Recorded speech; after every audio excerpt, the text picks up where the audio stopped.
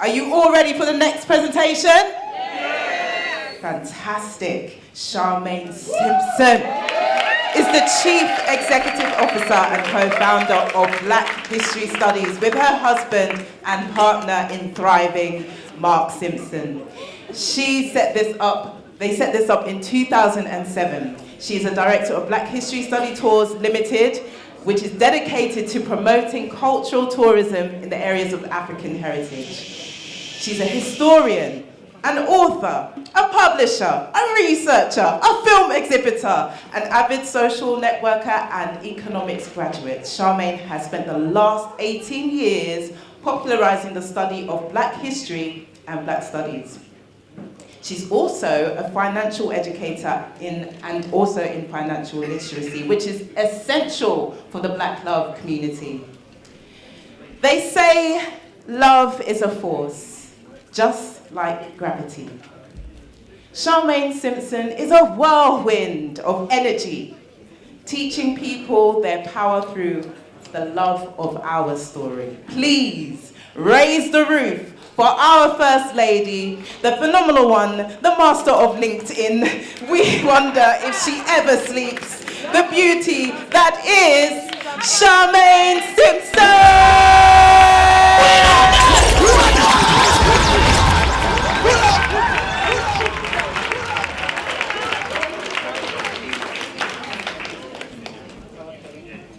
Okay, greetings everyone. Greetings. Yes. My second event today, because you know, into Charmaine style. I had another event, and Andrew Mohammed, if you know me, you know I love Andrew Mohammed more than I like fire planting. Yeah? And he's the only one that will get me here out of another event. And I said, I'm coming here to this event. How does this thing work? Because you can't see. And I came here today to bring my knowledge. So most of this room, I know most of the people in the room. As you can see when I came in, the amount of hugs I had to give just to even get here. And I was like, where's Andrew then? So this is why I love coming here and I love what everybody does here. And I want everybody to give yourself a round of applause. Yeah? Okay, so my name is Charmaine Simpson, and I come over here. So my name is Charmaine Simpson. Thank you, sister, for giving me my introduction. There's still more things to add. I'm actually doing a PhD as well, so I don't stop. Yeah, keep it moving, because I want to be the inspiration as well. Because if look a Charmaine like me can do all the things that I can do, anybody in this room can do what they need to do. Yeah. So my name is Charmaine Simpson. I wrote this presentation a few years ago because we set up an organization called Black History Studies. Okay? And when we set up that organization, we didn't ask for permission. We didn't beg nobody. We didn't ask for permission to set up our organization because what we wanted to do is teach Black history by any means necessary throughout the whole month. This month, February, is Black History Month, but our Black History Month starts in January and ends in December. So, and if you follow me on social media, like what sister says, I don't sleep. I'm constantly putting information out because I'm not taking time for granted, because we don't know when we're going to be here. Yeah, we don't know what could happen to us the next day. So that's why I like to give the information. So if my eyes close, you know there's a legacy there. So who knows this couple? Yeah? So I grew up watching these amazing couple on TV. You couldn't phone me when that time, because everybody know when Desmond's is on, when Will McCoy is on, don't phone nobody. And then afterwards, your phone will ring, and it's pure laughing down the phone. Yeah? And what I want to do is write this presentation because I want to talk about love. Because sometimes when you learn about Black history, we think about the heavy subjects like colonization and enslavement and all the heavy stuff. But you know what? Our history is not all about tragedy and struggle. It's all about love and togetherness. Because if my parents didn't come together in unity and love, I wouldn't be here. So I have to give thanks to the ancestors before I speak as well. So we're going to be talking about Black love and relationships, and I want you to focus on Black couples who made world history. So I remember doing this presentation, and some people from the LGBTQ community got vexed with me that how come you're not included? But I said, give me some examples of couples that have worked together. When you give me them couples, I'll put them into the presentation. Because we're all about love. We're not about exclusion. We're all about love. Okay? So, introduction to Black History Studies. We've been operating for a long time, teaching Black History and Black Studies. Keep going. Teaching Black History and Black Studies in the community. And what we are a self-funded organisation which exists to teach Black History and Black Studies by any means necessary. And we do this via different ways, whether it's film screenings, museum tours. We got our trips. A lot of people in this room, put up your hand if you've been on the trip. Or better still, put up your hand if you've been to any Black History Studies event in the room. You see? All right. So I'm not talking to people that don't know us. We're talking to family. So we are on social media, on Facebook, Twitter, X and all these kind of things, Instagram, LinkedIn. I teach history by any means necessary, and I believe that every platform should have the information and teaching Black history as well. So we're here to celebrate Black love. Yeah? And I know when I start putting my posts about Black love, people are like, get vexed with me. Why is it Black love? Don't have no colour. I said, well, my colour's black. Yeah? And I don't make no apologies for that.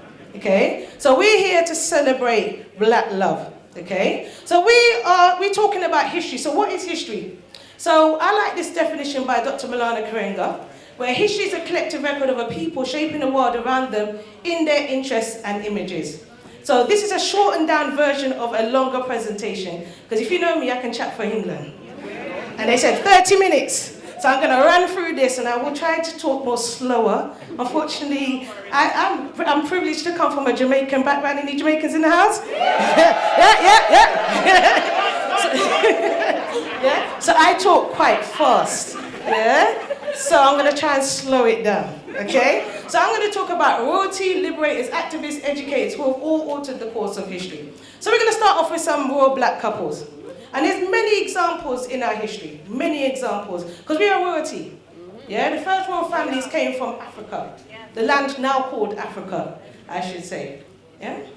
So one of the people I want to mention, anybody know these people? Yes. Yeah. And the rest is in the house, you know. Yeah. Anybody from Ethiopia should know. Okay. So Haile Selassie and Empress Menen as well. They're an example of my royal family. Click. So they married in 1911, and union lasted 47 years. Yeah? People like Minister Louis Farrakhan, they've been married for over nearly 70 years. So we have some long relationships in our community. Okay? And if we don't see it, we don't believe it can happen. Yeah? And at that day, through their union, they had 6 children, 3 daughters and 3 sons, and many, many grandchildren. And Rastafari, the son of Ras Makanen, was crowned under the name Emperor Haile Selassie. And for first time in history, and Ethiopian history I should say, or world history I should say, Empress Menen was crowned Queen of Queens alongside Emperor Haile Selassie I, the Kings of Kings, on the 2nd of November 1930 at St. George's Church in Addis Ababa. Okay? And these are examples in our history of unions, unity, people coming together in unions. And Haile Selassie drafted a new constitution for the country, and the first parliament was assembled in November 1931, which was designed to give control of the country based on nobility, based on hereditary rather than democracy, so coming through the family line. We can talk about the debates and whether that's good or not, that's another day. Haile Selassie, he built the University of Addis Ababa, increased the number of schools inside of Ethiopia. So these are some of the achievements that he did while he was alive. So, on October 1930, the Italian army, with the order from Mussolini, invaded the northern part of Ethiopia, and Haile Selassie went to the League of Nations, of which Ethiopia is a member state, and appealed. Okay, anybody remember the Bob Marley song? That was turned into, the words of his speech was turned, what's the song? War. All right, yeah. So the word of the song War by Bob Marley is that is Haile Selassie's speech. Okay? But his appeal was completely ignored, as we know. Okay?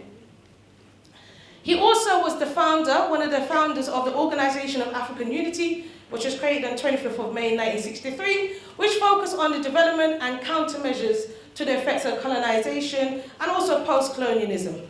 Okay? So we know at the time a lot of African countries were under the colony of the European countries. We're still working towards total liberation for We're not quite there yet, okay? And then let's talk about Empress Menen. Oftentimes when we talk about history, we forget the women, yeah? But as my organization, I always like to highlight the hidden her stories in our story.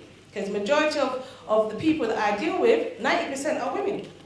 But oftentimes, the people that are writing down history are men. So they're not going to talk about women's history and our contribution to history. So Empress Menen was active in promoting women issues in Ethiopia. She founded the Empress School of Girls, so that encouraged more young women to go into schools, because in certain societies they don't believe that women should be educated. Yeah?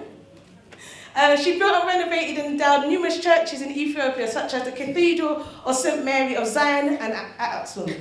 Yeah? Aksum is an amazing place to learn about. If you don't know about Aksum, do some research. Yeah? And also, during the time of the Ethiopian Holocaust, she mobilized Ethiopian women for war, prepared statistical military reports, and advised and encouraged Ethiopian people to persevere, and also contributed to the funds of families who were affected by the war. So she was trying to motivate the women as well as the men to keep fighting and going, and we all need that motivation each day. Okay? Right.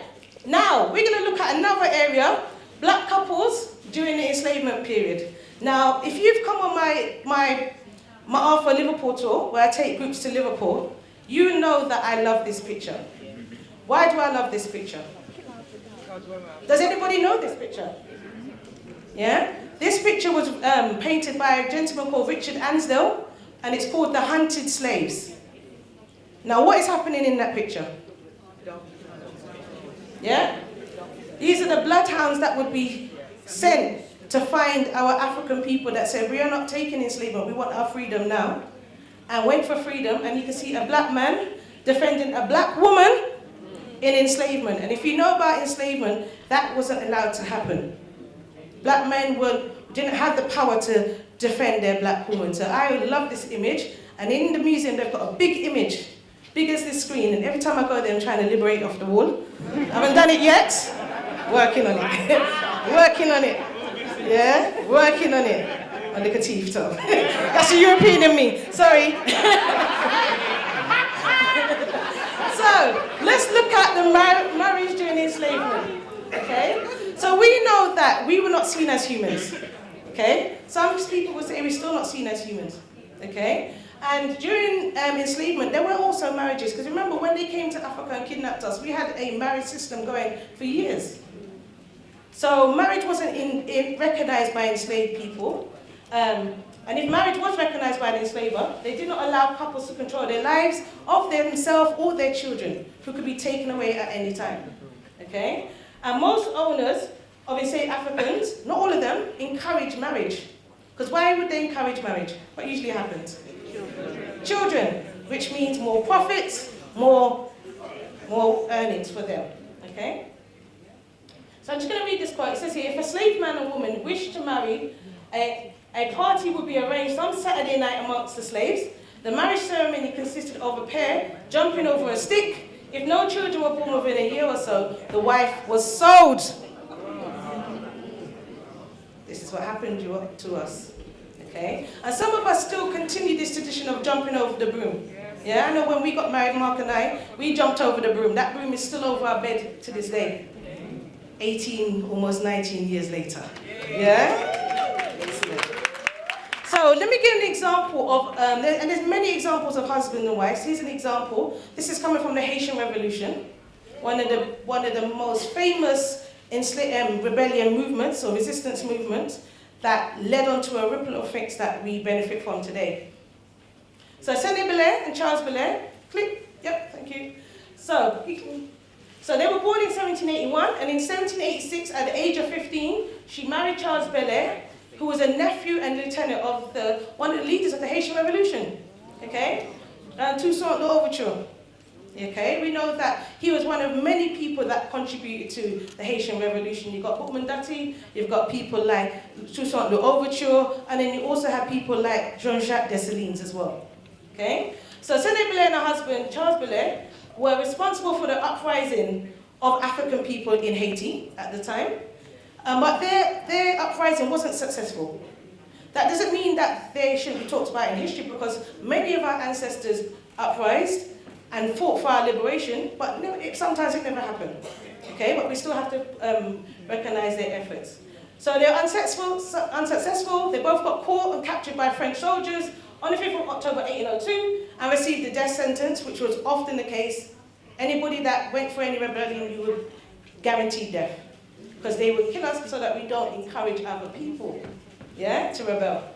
And she would be killed by decapitation and her husband by firing squad. However, she refused to die, by decapitation, and demanded to be executed just like her husband, who she was forced to watch being shot to death, by a couple of French soldiers, okay? But she is not forgotten, because she's actually on the notes, okay? So she's recognized as a national heroine of Haiti, an inspiration for many women fighting for their freedom, one way or the other, throughout the world, okay? Anybody heard of her before we came today? That's why we exist, okay? And then you also got another power couple, also part of the Haitian Revolution. You got Jean-Jacques Dessalines and Empress Marie-Claire Felicity Bonheur Dessalines. That's a name, And a Sally, It's a name. Right. So she was the first lady of Haiti and also the first African empress to rule the country in the Western Hemisphere. But most of us don't know her contribution and her story. So she took care of the 6 soldiers of prisoners of the Revolutionary War. So she was known as kind of the first Red Cross, okay? And if you know about Haitian, when they have their independence on the 1st of January, you know the soup, the famous soup, that's come from her, okay? So she marched to the front line alongside her husband during the War of Independence in 1803, and you know that black women were always there on the battlefield, side by side with their partners.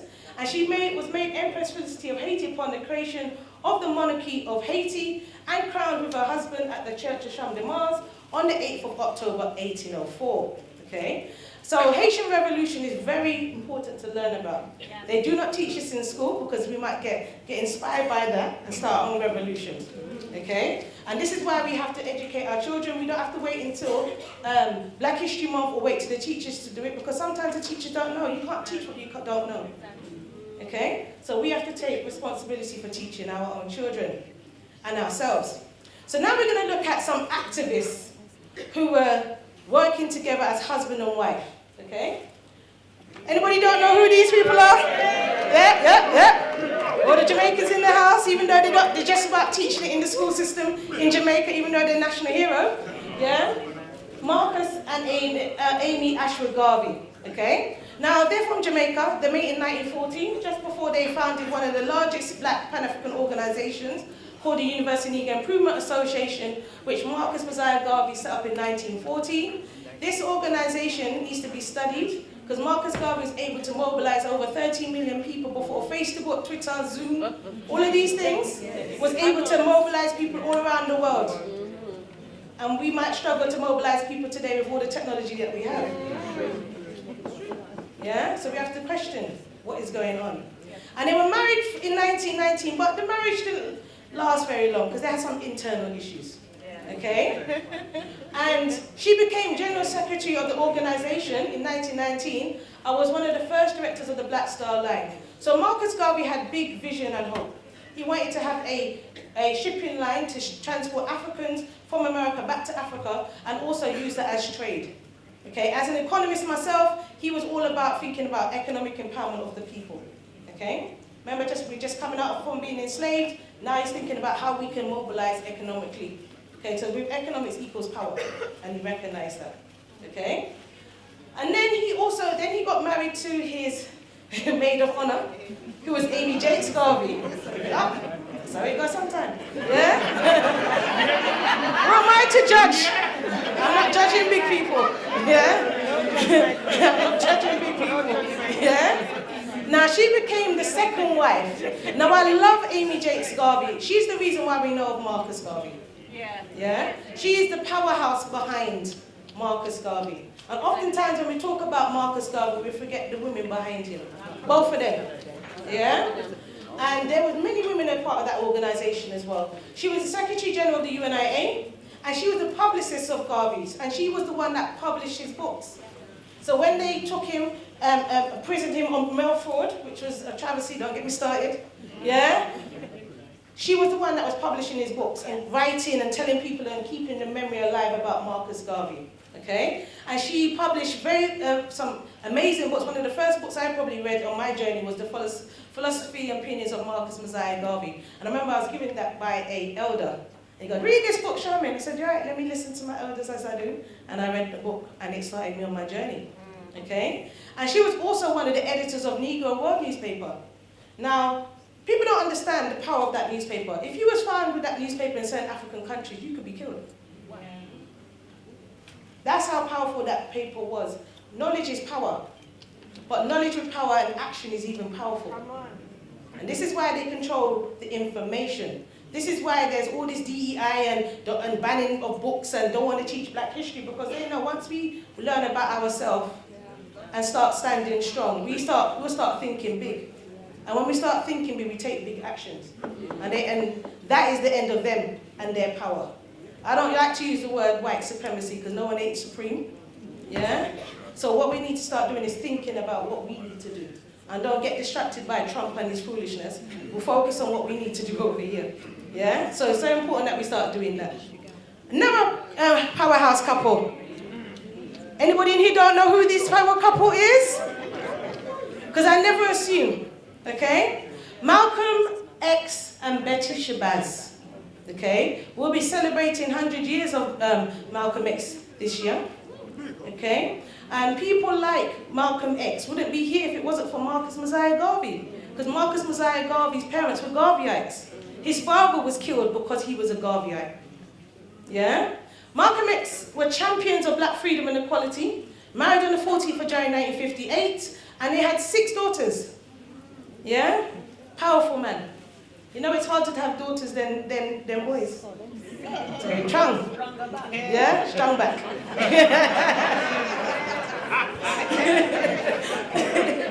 So, some of his achievements. So he was minister at NOI's Boston Mosque, Temple 11. Minister 12 at Temple 12. Also Temple number 7. And remember, this is a man that was in prison. Yeah? It's not how you start, it's how you end. Yeah? He was a little bad boy before. And he met the Nation of Islam while he was in prison and changed his life. Okay? And he created Muhammad Speaks, which is the NOI newspaper, which was founded by Malcolm in 1957.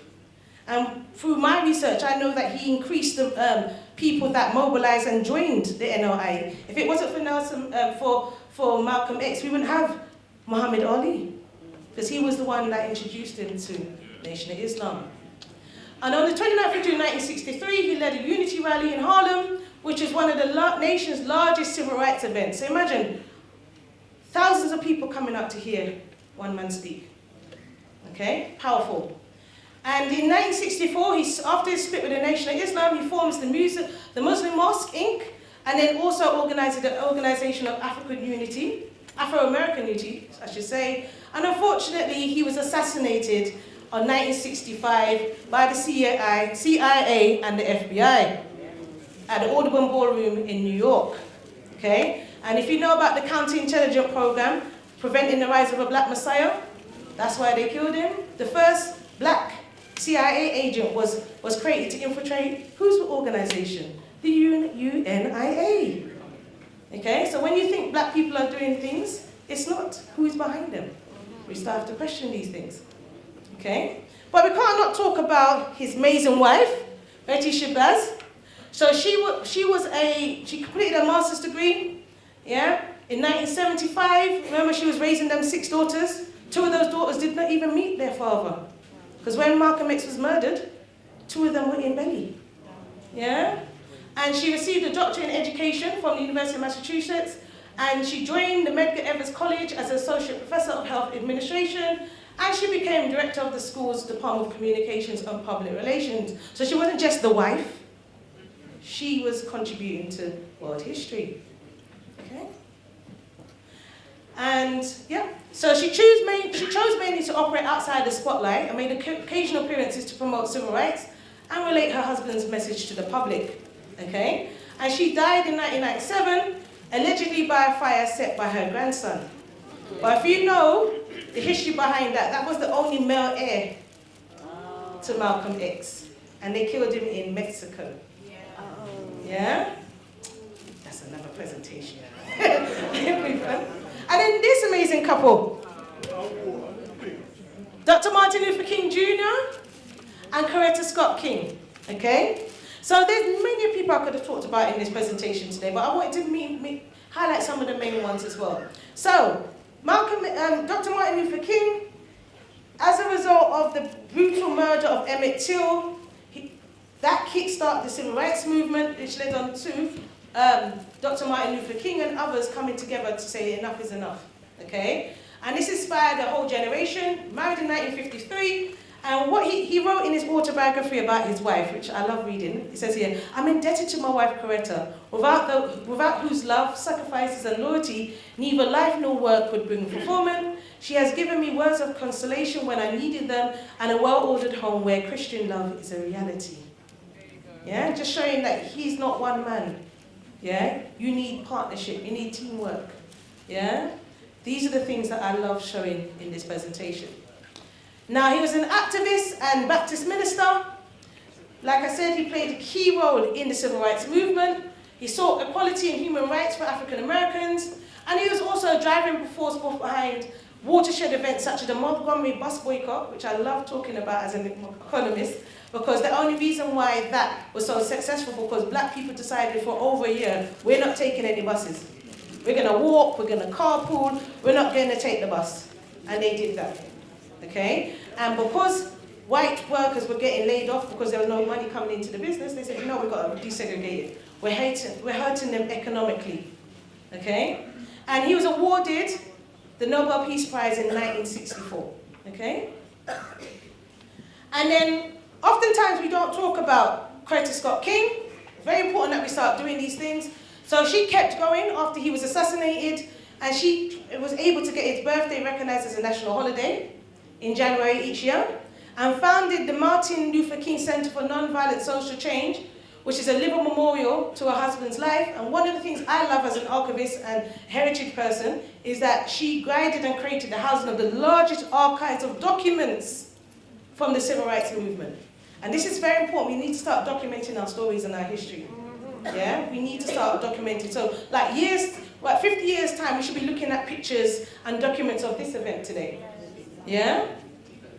And then you also got to mention Nelson and Winnie Mandela. Yeah? I get into many arguments because people always want to big up Nelson and forget Winnie. I'm like, no, we are not doing that today. Yeah? So, even though they weren't together, we have to talk about them as their union. And this was Nelson Mandela's second marriage. Okay? And they wed in 1958, and he was sent to prison in 1962. So it was a short time they were together. Yeah? So what do we know about Nelson Mandela? He was a black nationalist and first black president of South Africa. And he also negotiated and through his war, he also did violent resistance as well, because a lot of people forget that. And also tried to bring about the ending of the apartheid system. If you speak to South Africans today, they can say that that system is still a work in progress, because it's not quite there yet. Okay? And then, and he's awarded the Nobel Prize in 1993. You go. And then also, Winnie Mandela. Now, a lot of time, she's known as the mother of the nation. But what we know about Winnie Mandela, through her work, which oftentimes people don't talk about, is how she was victimized. Yeah? She was prevented from movement, in exile, imprisoned many a times. Who knows what they were doing to her in those prisons? But oftentimes people don't forget about these things. Okay? Okay, cool. Right, so I think I'm running out of time. Okay, cool. And that's the famous picture. I've got one last bit. Okay? Right. Anybody know these people? You wouldn't know, but you would know the actual, you would know the test that they did. They were psychologists, okay? And they did the black doll test. Keep going. Yeah? And they ran the Black Dolls test, which was very famous to end segregation in America at the time. Keep going. Remember that test? Yeah. And they did that recently and they still got the same results. Yeah? And this contributed to the Brown versus Board of Education. And they did the test to 300 children. They found that black children who went to segregated schools, who separated by race, were more likely to pick up the white doll as the nice one.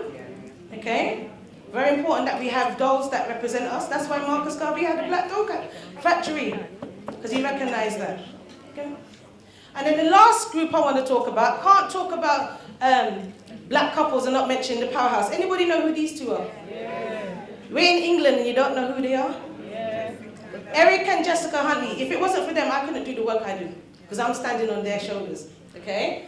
Jessica and Eric Huntley were a force to be reckoned in this country. Both from Guyana, were members of the People's Progressive Party, founding members of the Caribbean Education and Community Workers Association in this country, one of the first organizations of its kind to advocate for young people in this country. They set up one of the first black bookshops in this country, keep going, called the Bogwilla Overture, which was a publishing house. And they had different authors coming in, and they also renamed it the Walter Rodney Bookshop. Okay, keep going. Okay, one of the famous books which European people are vexed about to this day. Yeah, Grounded with My Brothers. And also one of the famous books, How Europe Underdeveloped Africa. Yeah, they have gone to conference and they hate that book. Yeah, but they were involved in various campaigns. Yeah, keep going, keep going. So they were the founding members of the first International Book Fair, Radical Black and Third World Books. They were also part of the Black Supplementary School movement, where parents decided that the schools weren't teaching our young people, so we're going to set up our schools in our front rooms and teach our young people. They were also part of the Black Parents Movement, which campaigned against the controversial SOS laws, and also they were the organizers of the New Cross Massacre Action Committee, and also organizers of the 1981 Black People's Day of Action, where 20,000 black people, or people from the community, walked the streets in protest about the killing of 13 young people in the New Cross fire. Okay? They're also patrons of the Keskilly Centre, Britain's first Afro-Caribbean cultural centre in the 1970s. Anybody from Islington would know about this? Yeah? Involved in the campaign to end South African apartheid regime. Also the Free Mumia Abu Jamal campaign, which is still ongoing to this day. He was a part of the Black Panther Party who was in prison and is on death row at the moment. And their archives are in the London Metropolitan Archives as well. Okay? But unfortunately, Jessica Huntley died in October 2013, aged 86, but Eric is still going strong. And I did the presentation, and I got cussed out the last time, because I didn't mention ourselves, yeah? So I'll just mention us, yeah? Very old picture, but yeah, it's all good. So even talking about the work that we do, and I'm going to respect time, so I'm not going to speak too much about us, but if you want to find out about us, I'll be here. I'm here for the whole evening, and I'm planning to shake a foot. Yeah? So come speak to us as well about the amazing work that we do. Go to blackissuestudies.com, give us a call. We're very personable, we just don't hide behind the internet and website. Come and speak to us. Yeah? So in conclusion, we've looked at the life and legacy of couples who have worked together and contributed to world history, and we must, without any apology, celebrate our unity, which is our symbol of collective existence. And if we don't, no one will. And we know there are many, and remember this is a shortened down version of my presentation. We need to be celebrating it, okay? And everybody here listening, please continue to love each other and show love today, and also show love to the Hidden Truth family and everybody in here today, okay? Thank you everybody for listening. Thank you. Thank you. Yes, we give thanks. The wonderful whirlwind that is Charmaine Simpson. Fantastic. So much history, so important.